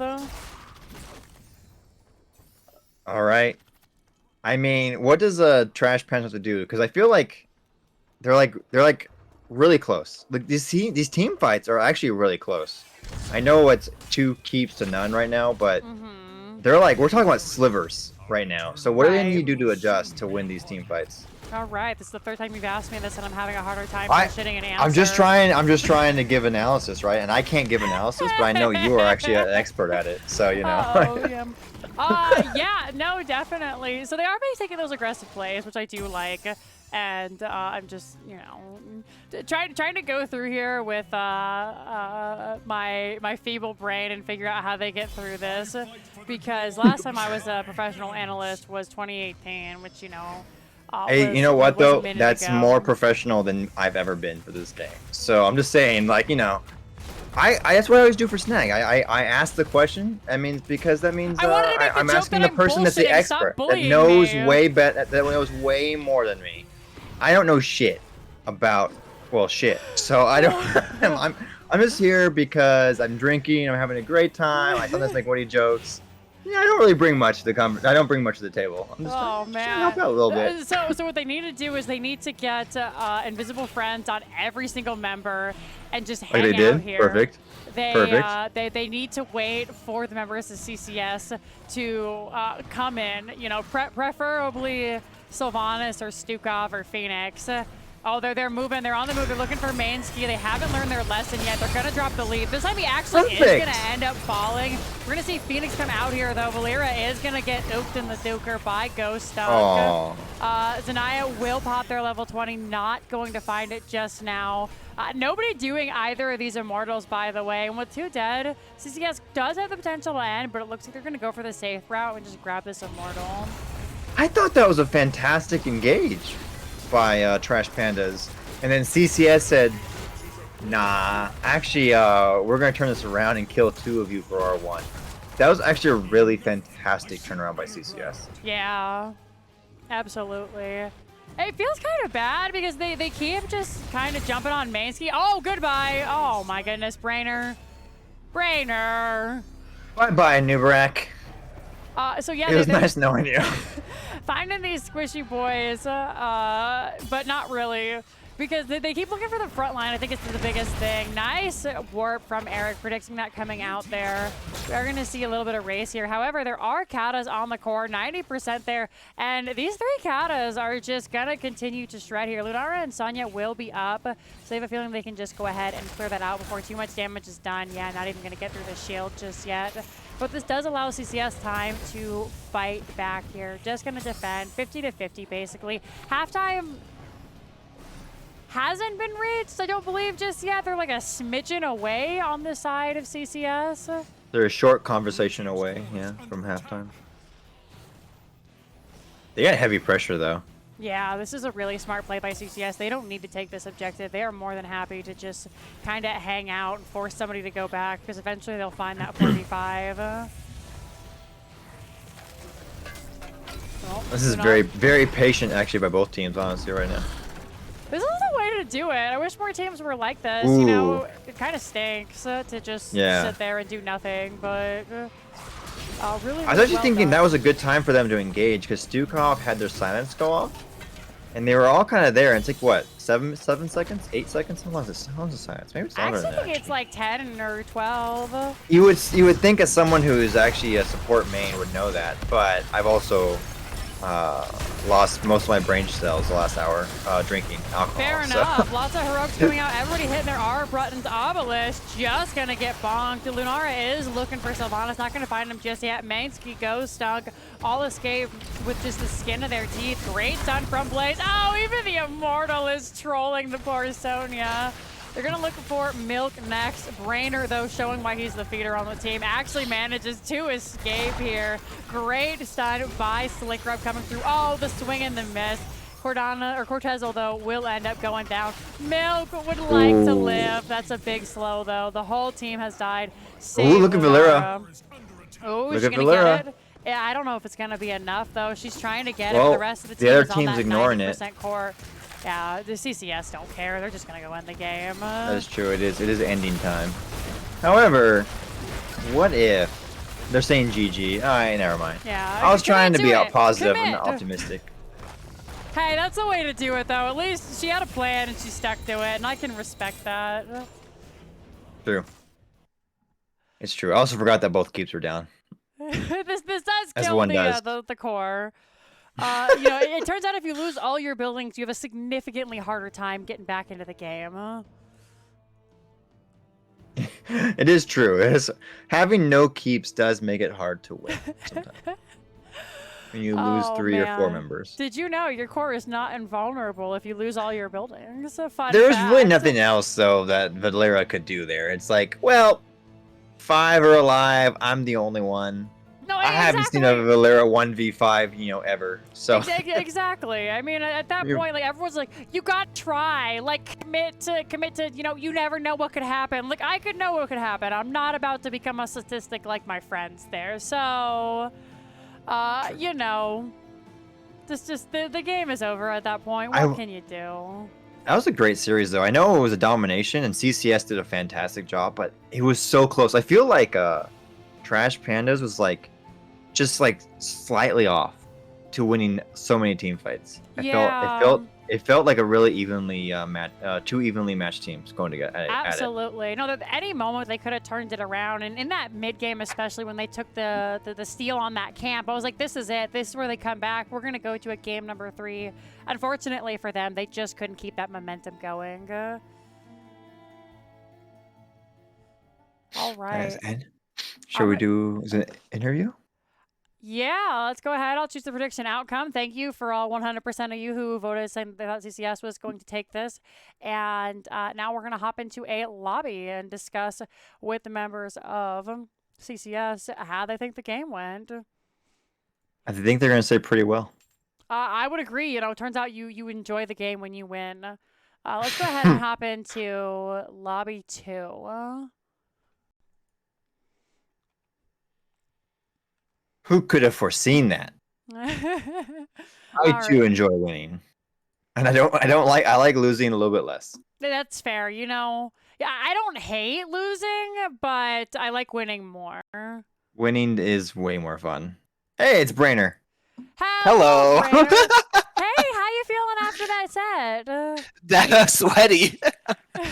Really sweaty. Yeah, you know, I definitely don't blame you. I feel like, especially game number 1, you guys must have spent this entire series with your cheeks clenched. So, really, congratulations. Great job, you guys. Thank you.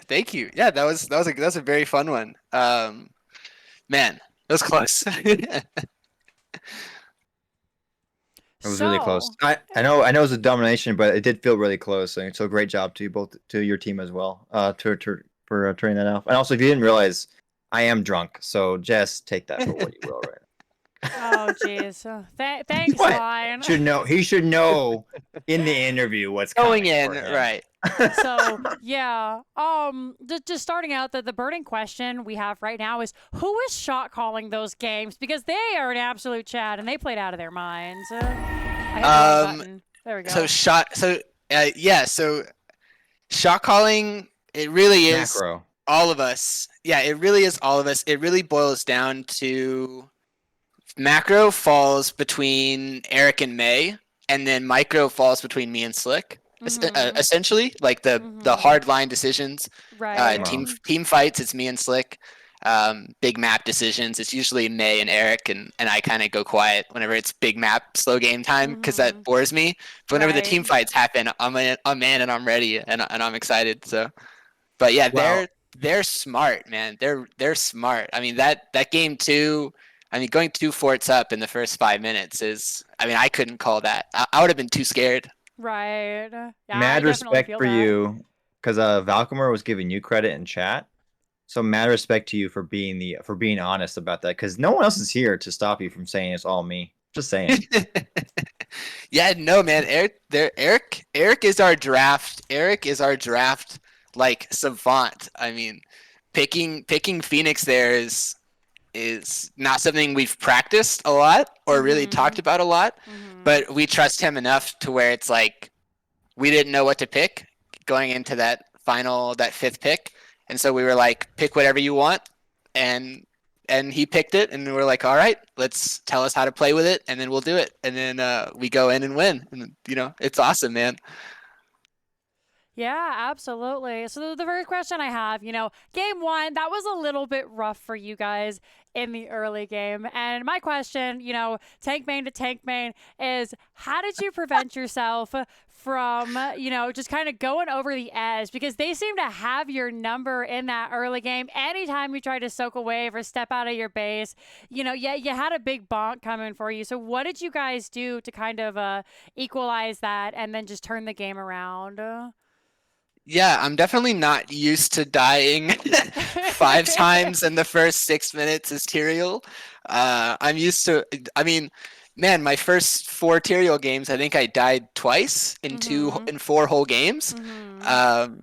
So and I think that one boils down to Eric too. Every death was me just like going, excuse my language, was like, what the fuck, you know what I mean? Like, I thought I was gonna, I didn't think I was gonna die there. Like, how are they killing me? Like, this is so frustrating. And then Eric's like, it doesn't matter. Like, look, we just did this thing. Like, you died and we did this. And it's like, all right, cool. And then we move on to the next thing. and then I die again and again and again, and then it was. I will take credit for kind of figuring out that the best way to win that fight was for the four of them to kind of pick a target and focus that, and then for me to be in the back line.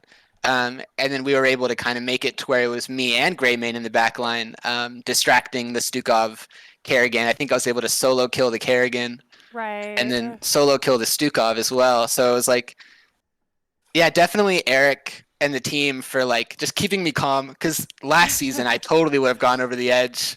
I would have died 10 times in the first 10 minutes, and it would have been a terrible game, and we would have lost, and it would have gone to game 3, and it would have been a terrible experience. But no, that was a hard early game for me. Yeah, for sure. I respect you so much for doing that, because I've definitely been there where you're like, it's fine, you know, I'm a tank, I got a ton of health, and then you just immediately pop like a balloon, and you're just like, oh, like, why are you people like this? Like, healer, hello? So, great job keeping calm. Don't you dare blame the healer for your it's not the healer's fault. How but, like, dare you? My tip to Tyrael players is 13 is your friend. If you're going the build that I went, 13 is your friend, because you get a lot of damage, and your damage is your healing. So that's why, I mean, Kerrigan can't really do a combo on me if I'm in her face, and Stukov can't really silence me if I'm in his face. Right. And if they're all 5 trying to turn on me, then my team just kind of collapses on them. Absolutely. And then we win. Mm-hmm. So once I was able to properly communicate that, and it took a while because I was dying so much and I was frustrated. Once I was able to properly communicate like the way I wanted the team fights to go, then then like you saw, we won third immortal and then fourth immortal, and then we won the game. So it's hard. It's hard making those decisions and trying to like slow down, communicate effectively during a game when you're dying 5 times in 6 minutes, and I hear that. break your keyboard over your knee. I mean, I did say during the cast, and I'll say it again, like, the fact that you were able to not tilt yourself after those first, whatever you said, 4 or 5 minutes, because, yeah, you did die a lot in the beginning, but you also had some clutch sanctifications and plays in the late game. Goodness. So, congrats. Like, it's really easy to tilt there, and you clearly, whatever you did, it worked out well, that you didn't, you just focused and were able to come out with the victory in the end. Yeah, great job on that. I appreciate it. Yeah, me and Slick are definitely the team fight guys. So I definitely me and Slick took that game. So I'll take it. Thank you. There was one point in particular. I mean, I don't know how prevalent it was in your guys' mind, but at the time, like, Linehouse was laying down some actually really insightful analytics. Don't lie to the man when you watch the cast for later one on. time. And then, Mainsky was getting bopped by Kerrigan and Stukov, and you laid down this sanctification, and I had to cut over him and be like, yo, like, what a champion. To me, that was the play of the game. So just really, really well done. And great job, understanding what you guys had to do to get back in that series, because there were a couple of super spicy plays where I was like, I don't know, but you guys pulled it out. So just big shouts to you for understanding what y'all needed to do. Great job. Yeah, appreciate it. Any more questions about game number 1, Linehouse? Sorry. Oh, I was about to ask game number 2. I was just curious. Did you all because it felt like after the first minute, since you had a fort, like, you kind of cruised the rest of the game. It felt like. I mean, like, how was that? Was that the plan going in? You took the Sylvanas, you saw their comp. Did you just know that you could bully the ever-living F out of them, or is it just like, we're gonna try this and see how they react? Yeah, kind of. So we knew going in. I guess if you want to talk about draft, we knew that they'd played a new Brack before, and we knew that they were going to either take Li Ming or they were going to take Stukov. So they took the Li Ming. We were like, all right, we'll take Stukov. I really like a new Brack on that map because you can kind of shove things really quickly. With the Immortal, with the Beetles, take Burning Beetles, go full Beetle build, and you push everything and clear all waves. So yeah, we knew going in, we picked the Sylvanas in the second go around, and so we knew we had a lot of push, and that they did and they didn't. They had a lot of immortal push, but they didn't have a lot of like structure push. So we were like, all right, let's see what we can do with early game beetles. Beetle talent level 1, early game beetles. So black arrows, and see what we can do. Mhm. So we kind of mess up because I was on bottom tower the whole time and they were on top tower, so we didn't really get anything. So we kind of blow our chance on the first wave. We blow our chance before the waves, right? So first wave comes around, they're still bottom. So we're like, all right, that was actually my call. Like, let's just stay top. Like, we don't have to go down there. Like, May's fine. They're not going to kill him. They're not 4. They don't have taunt. Let's stay up here and see what we can do. Whole wall goes down. We look down bottom. Second wave comes around. They're still down there. All right, fine. Let's go to the fort. Black arrow the fort. We get the kill on Sonya, and we're like, okay, are they going to give this to us? They're still 4 bottom. And all right, let's take the fort. Once we take the fort, then it's like, what do we do now? You're kind of used to playing against 2 forts for the first 10 minutes. So we kind of had this impromptu strategy that we've never practiced before, where you send 4 people top for the first 2 minutes and you get a fort. We didn't really know what to do. So I'm glad it looked really smooth from your guys' perspective, because we didn't really know what we were doing. Oh, I'm sure they did. I didn't. I was just following orders. I feel that. I'm one of those players. I'm like, I just show up and play. Whatever's correct's correct. Whatever isn't, it's probably fine. So my big question to you is how did you guys keep that momentum going? Because it's a lot of times we see teams who do really well early game and then they sort of kind of fall off late game, whether that be, they get a little bit more confident, or if the team just scales better. So especially with Lunar and Li Ming, they scale pretty hard. How did you prevent them from turning that around? With that comp, we really did know our power spikes. You just kind of have these normal power spikes in a game. We knew to be careful at 4. We need to get to 4 first and pressure at 4, which we didn't do. We wanted to get bottom camp. I didn't tap before going bottom. They'd already taken the well, so we didn't take bottom camp when we wanted to. That was my fault. But we were trying to take bottom camp before 4, so they didn't have taunt. We ended up getting to 4 before them, 4, 7, 10, 13. You have your natural power spikes during the game, right? Right. So we just kind of waited till each power spike. We tried to keep everything even or slightly ahead until each power spike, and then you make a big play. So get to 13 and then you take a camp, or get to 10 and then take a camp or something, and then they're having to, and by the time we were late game, we were up 2 keeps or up a keep, and it was like our calls were literally just wait. I think there was a point where we were sitting on our immortal and they were on their immortal, and we were just looking at each other for like 2 minutes because we were just waiting, because we knew that we had 2 keeps and we were just going to wait. And again, I'll always credit May and Eric for calling that kind of stuff, because I don't know what I'm doing. So so yeah, it was just knowing your power spikes, I think. Get to 7 and do a thing, and then get a thing and go to 10 and do this, and knowing their power spikes too. So we knew it. Once they hit 13, we need to be a little bit careful because they had shield breaker, and once they hit 10, we need to be a little bit careful because they had leap, and just a mixture of knowing the team fights. So between me and Slick, and knowing and Dunk too. I keep not saying Dunk, but Dunk's a really good player, and we don't have Wolf right now, so Dunk is our substitute, and he's a really good player, so he played really well, and we win games.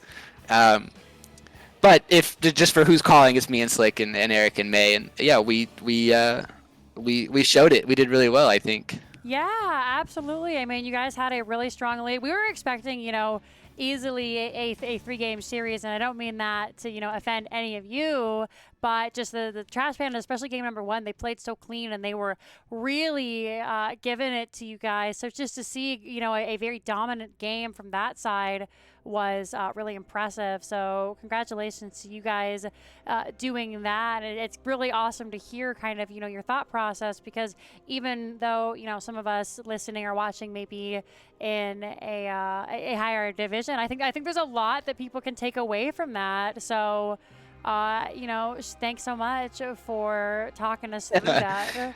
Yeah, no problem. I mean, even game number 1, like I was saying, like game number one was really like calming down me, because during games, we're really hot and I'm really hot, and it's a lot of yelling and trying to communicate things. And when you go from a big loud team fight to you die, you don't really know what to do, and then you kind of internalize that and get frustrated. So to have, calm down, and then you think about the game, and then you figure out how the team fights are supposed to go, and you communicate that effectively. So we knew that once we got to 20-20, I knew once we got 20-20 talent tiers, and even at 16-16 talent tiers, that we could easily win fights. Right. You know what I mean? It was just like, I just had to communicate, let me get into the back line, or me and Dunk get into the back line, right, and then Sanct, and then we can win. And then at 20, it was like, all right, I have Holy Arena. If me and Dunk get on anybody that is not named Mal'Ganis, we can kill them. Yeah. And then it worked. So yeah, it's like it was calming down, getting in the back line, talking in the game, and then figuring it out. It was hard, man. It was really hard. Absolutely. Well, thank you so much for taking the time to chat with us. I'm going to give you the opportunity to have any shout outs and call outs you'd like to do within reason, and then we'll send you back to your team to celebrate. Within reason. Yeah, no being like, hey there, Team X, like you should, not play anymore. You stink, or something like that. I don't know. Yeah. Don't do it. Don't listen to her. Flame the fuck out of them. Dude, I said I had my little trash talking in the Dipsy chat beforehand, which I thought was pretty fun. Shout out CCS, shout out my team. Like CCS as a whole, they've been really good to me. I think it's been over a year now since me and Slick have joined. So that's really exciting. This is our third season. Yeah. CCS as a whole, CCS2, who we've been with for 3 seasons, which is nice. Trash Pandas for one hell of a series, which is really awesome. And then you guys for casting, and then Valk's mom, of course. All of the normal meme shout outs that I always forget whenever it's time to actually shout out. But yeah, you guys, and thank you guys for casting. I can't wait to get off of this and rewind the cast and watch it and see what you guys thought. In advance. Yeah, I apologize in advance as well. Yeah, I just want to hear Linehouse talk mad amounts of shit, and then hear Jinxie Cat talk about how terrible my Tyrael was game 1. Aww. First of all, I'm glad you're cool with that, because part of the reason we were looking for teams to play, and I was like, ooh, Ghost Dunk's on the team. I'm like, also, like Brainer can take some shit, because if you've ever seen me in Linehouse cast, it's mostly us flaming the teams for 45 minutes, and sometimes that gets us in trouble. So I was like, yeah, it's Brainer's team. Like, we can be. You know what? I'm totally. With the amount of shit I talk, if I had thin skin, I would be a terrible person. Sometimes you just gotta flame. Sometimes that stokes the fire in people. It's fun, man. It's fun. I play my own team. I'm not playing. I'm like, look at these idiots dying in the bot lane. Like, boo! Who's the B team? We played against you guys in a Nexo game. Remember that? And we were just flaming each other the whole time. Hell yeah, that's the spirit. Nothing but flame. Same. I'm like, damn, look at you. They were Division C or whatever you guys were last season. I'm like, damn, you're supposed to be a master player. Why you feeding? Thank you so much, my friend. Have an absolutely wonderful evening, and we really appreciate you taking the time to chat to us. Yeah, you guys as well. I appreciate it. Thank you. Thanks. Yeah. Have a good evening. Yeah, you as well. See y'all. Alrighty, I'm gonna give Linehouse a little call back. We're gonna tell us where you can find us, where no one will subscribe or donate or anything. Hell yeah.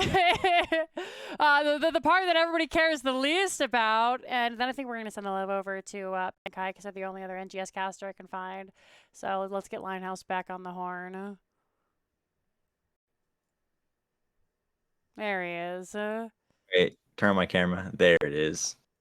You're welcome. You're There we welcome, go. everyone. Cool. All right, let me get this all set up because I'm very bad at this. No All right. jet. There's No- our darling faces. I know you All miss them so much. Here we are. All right, everybody. Well, thanks so much. And I realize You got a young person and an old person. Who's young here? Just- You're the young person. You're the one everyone actually wants to see, and I'm some old, asshole that's almost 40, like pushing 40. Like, come on. See, you say that I'm young, but the other day, like, I sneezed and I Charlie horsed my thigh, and I was like, "Are you fucking kidding me?" Like, That just sounds like you need to get good at sneezing. I'm so, I don't know what know, to tell you. I can barely pick up a sock off the floor without bending down. Like on my knees. I can't even like bend at the waist anymore. I'm such an old man. Anyways, I felt like my comment was like really passive aggressive. Like nobody gonna sub or follow, but like you don't need to do that shit. Don't forget to like and subscribe. Don't forget to like, can't- comment, and subscribe. Come to can't. my house and wipe my ass. Like that would be really appreciated. Well, actually, could you do that? My bidet is not really cutting it lately. I'm just any takers. I'm just curious. My life is a mess right now. The other day, it was just the cat in the bathroom, and I did what I had to do. So, I think Okay, it's incredibly... isn't it like disturbing? The cat's like there going, like looking at you, like, well, are you done? We're all waiting.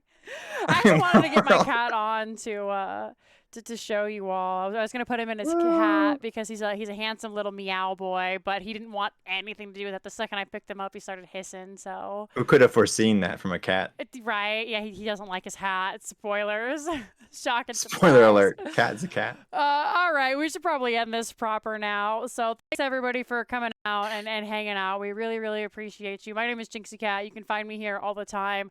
If you do want to help support and keep the dream alive, the biggest thing you can do right now is go watch my memes. Exclamation mark memes in chat to get a link to my YouTube, or if you want to like, comment, subscribe, that'd be super cool. But like if you don't, that's cool too. Linehouse, where can people find you? I'm on Linehouse everywhere when I'm not being banned by Twitter for saying things that Cure says. Other than that, I would highly recommend that anything you want to send my way, you send to Jinxie instead, because she deserves it way more than me. And also, to be fair, I have a job and I don't really care about the social media stuff. I'm gonna Send be it to honest. Crashinator so he can remind me about it 4 times in a week because I'm bad at my job. Thank you guys so very much for watching. We appreciate you all. You please have a wonderful, blessed evening, and we'll see y'all later. Bye-bye, friends.